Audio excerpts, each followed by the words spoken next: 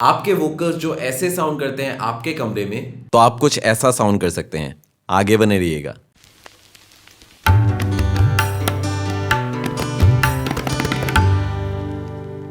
तो इस वीडियो में मैं आपको बता रहा हूं बिना एकूस्टिक ट्रीटमेंट के किस तरीके से आप अपने घर पर प्रोफेशनल साउंडिंग वोकल्स रिकॉर्ड कर सकते हैं। कहने के लिए आप किसी भी कमरे पे वोकल्स रिकॉर्ड कर सकते हैं, लेकिन अगर आपका कमरा एकूस्टिकली ट्रीटेड नहीं है तो आपके वोकल्स काफी ज्यादा अनबैलेंस्ड, मडी, बहुत सारे उनमें एकोज होंगे, रिवर्ब होंगे, ऐसे साउंड करने वाले हैं। बेसिकली आपका वोकल काफी अनप्रोफेशनल साउंड करने वाला है ना। इसको अगर आप फिक्स करने की बात करें, इस प्रॉब्लम को ठीक करने की बात करें, तो जो सही जवाब है वो ये है कि आपको एकूस्टिक ट्रीटमेंट में इन्वेस्ट करना चाहिए। आपको अपने कमरे को एकूस्टिकली ट्रीट करना चाहिए। अलग अलग चीजें होती हैं, उनको आपको ध्यान रखते हुए चीजों को ट्रीट करना चाहिए। But being said that, acoustic treatment या फिर एकूस्टिक्स में इन्वॉल्व करना एक सस्ता अफेयर नहीं है।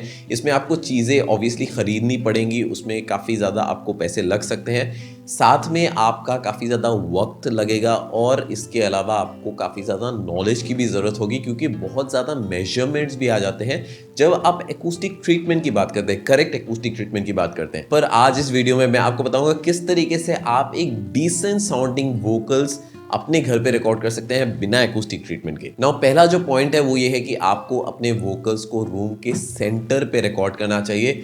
बहुत सारे हम में से लोग हैं जो अपने डेस्क को रूम के साइड पे लगाते हैं या फिर कॉर्नर पे प्लेस करते हैं, ऑब्वियसली स्पेस इश्यूज की वजह से या फिर अलग अलग रीज़न की वजह से। और कई ज़्यादा लोग अपने वोकल्स को या फिर अपने वॉइस को रिकॉर्ड करते हैं डेस्क के सामने, डेस्क के पास। इसका मतलब है कि आप अपने वोकल्स को भी कमरे के साइड पे या फिर कॉर्नर पे ही रिकॉर्ड कर रहे होते हैं ना। अगर आप अपने कमरे के साइड पे या फिर कॉर्नर पे अपने वोकल्स को रिकॉर्ड कर रहे हैं तो इससे क्या होगा कि आपकी जो साउंड वेव्स है वो काफ़ी ज़्यादा हिट करेंगी, अलग अलग सर्फेसेस को बैक एंड फोर्थ मूव करेंगी, जिससे आपको काफ़ी ज़्यादा फ्लटर, एको और स्टैंडिंग वेव्स सुनाई दे सकता है। बेसिकली आपका वोकल्स काफ़ी ज़्यादा अननेचुरल साउंड करेगा। तो ये है एक माइक टेस्ट। जब मैं कमरे के बिल्कुल कॉर्नर पे आके बोलता हूं तो ये ऐसा साउंड करता है। तो ये है एक माइक टेस्ट। जब मैं कमरे के बिल्कुल सेंटर पे आके बोलता हूं तो ये कुछ ऐसा साउंड करता है ना। पॉइंट नंबर 2 है क्लोज माइकिंग। अगर आप माइक्रोफोन से बहुत करीब हैं तो आप बहुत ज़्यादा अननेचुरल साउंड करते हैं। ऑब्वियसली आपने इंजीनियर्स इंक्लूडिंग मी, आपने देखा होगा, हम कहते हैं कि आप पीछे हो जाओ, माइक्रोफोन से दूर हो जाओ ताकि आप नेचुरल साउंड करो।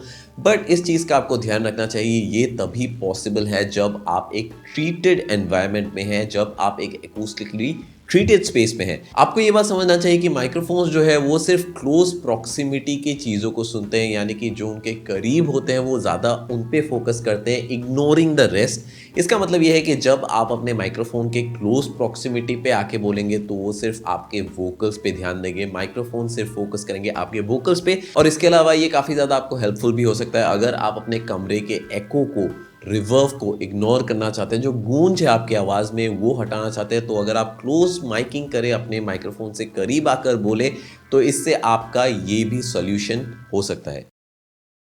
और ये है एक माइक टेस्ट जब मैं माइक्रोफोन से ऑलमोस्ट 1 फुट दूर हूं और ये कुछ ऐसा साउंड करता है। और ये है एक माइक टेस्ट जब मैं माइक्रोफोन से ऑलमोस्ट 3 से 4 इंच दूर हूं और ये कुछ ऐसा साउंड करता है। सिर्फ एक चीज का आप ध्यान रखिए कि जब आप यूनिडायरेक्शनल माइक्रोफोन का इस्तेमाल कर रहे हैं क्लोज प्रॉक्सिमिटी में रिकॉर्ड करने के लिए, तो आप प्रॉक्सिमिटी इफेक्ट का जरूर ध्यान रखिए। ये ऑब्वियसली अप्लाई नहीं होता अगर आप एक ओमनी डायरेक्शनल माइक्रोफोन इस्तेमाल कर रहे हैं। तीसरा पॉइंट है इम्प्रोवाइज्ड एब्जॉर्बर्स, यानी कि जुगाड़ू एब्जॉर्बर्स ना। ऑफ कोर्स आप जाके रॉककूल के पैनल्स खरीद सकते हैं, उनसे एब्जॉर्बर्स बना सकते हैं, या फिर रेडीमेड एब्जॉर्बर्स भी आप खरीद के अपने रूम पे टांग सकते हैं। इससे आपका रूम काफ़ी ज़्यादा डेडन हो जाएगा, डैम्पन हो जाएगा, कमरा थोड़ा सा एब्जॉर्बेंट हो जाएगा और आप बेसिकली अच्छा साउंड करेंगे। लेकिन इस वीडियो का पॉइंट ये नहीं है, क्योंकि हमारे पास पैसे नहीं है इन्वेस्ट करने के लिए। तो हम सोच रहे हैं कि किस तरीके से हम इसको ऑल्टरनेट तरीका निकाल के अच्छी रिकॉर्डिंग अचीव कर सके, जिसकी वजह से मेरा ये मानना है कि अब्जॉर्बर्स बहुत सारी चीज़ों से बन सकता है। एग्जाम्पल के लिए आप तौलियों का इस्तेमाल कर सकते हैं, आप ब्लैंकेट्स का इस्तेमाल कर सकते हैं और अलग अलग किस्म के बहुत सारे पोरस मटेरियल्स का इस्तेमाल कर सकते हैं। और फ्रैंकली मैंने बहुत लंबे टाइम तक गद्दों का इस्तेमाल किया, यानी कि मैट्रेसेस का इस्तेमाल किया है एज बेस ट्रैप्स। मेरे कमरे के कॉर्नर्स पे होते थे, मेरे स्टूडियो के कॉर्नर्स पे होते थे। अगर आपने मेरे स्टूडियो का वीडियोज़ देखा है दिल्ली के स्टूडियो का, तो वहाँ पर आपने देखा होगा मैट्रेसेस होती थी। सेम आप भी यूज कर सकते हैं। आज इस वीडियो के लिए मैं आपको दिखाना चाहता हूं किस तरीके से एक ब्लैंकेट कितना ज्यादा अब्सॉर्ब कर सकता है। ब्लैंकेट की अगर हम बात करें तो मैं यहाँ पे 2 स्टैंड्स का इस्तेमाल करता हूँ। ये जनरल माइक्रोफोन स्टैंड्स हैं। मैं इनको एक टी शेप पे करता हूँ और इसके ऊपर मैं अपने ब्लैंकेट्स को डालता हूँ और फिर मैं कोशिश करता हूँ अपने पीछे के दोनों साइड्स को कवर करने के लिए। नाउ ये जो प्रोसेस है ये ज़रूरी नहीं आप सेम चीज़ एग्जैक्टली सेम तरीके से करें। आप जाके अलग अलग चीज़ों का इस्तेमाल कर सकते हैं। कपड़े टांगने का स्टैंड आप यूज़ कर सकते हैं। आप पीवीसी पाइप से खुद का स्टैंड बना सकते हैं, उन पे आप चीज़ों को टांग सकते हैं।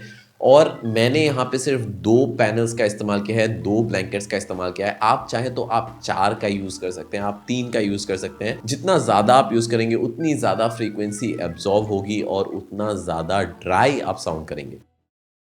तो यह है एक माइक्रोफोन टेस्ट बिना किसी एब्जॉर्बर्स के और ये कुछ ऐसा साउंड करता है। तो यह है एक माइक्रोफोन टेस्ट और ये ऐसा साउंड करता है 2 ब्लैंकेट्स के साथ। फाइनल पॉइंट जो है वो है कि आपको एक डायनामिक माइक्रोफोन इस्तेमाल करना चाहिए। मैं थक चुका हूँ ये बोल बोल कर कि डायनामिक माइक्रोफोन्स बुरे नहीं होते हैं। ये बात आपको समझना चाहिए कि कंडेंसर माइक्रोफोन्स अच्छे नहीं होते और डायनामिक माइक्रोफोन्स बुरे नहीं होते। ये सिर्फ अलग माइक्रोफोन्स है। डायनामिक एक अलग किस्म का माइक्रोफोन है, कंडेंसर एक अलग किस्म का माइक्रोफोन है, रिबन एक अलग किस्म का माइक्रोफोन है। ये अलग अलग टाइप्स ऑफ माइक्रोफोन्स है। तो अगर आप किसी लाइव कंसर्ट पे गए हैं या फिर जागरण आपने अटेंड किया है तो आपने कभी ये बात ध्यान दिया है कि क्यों वहाँ पे लोग कंडेंसर्स का इस्तेमाल नहीं करते।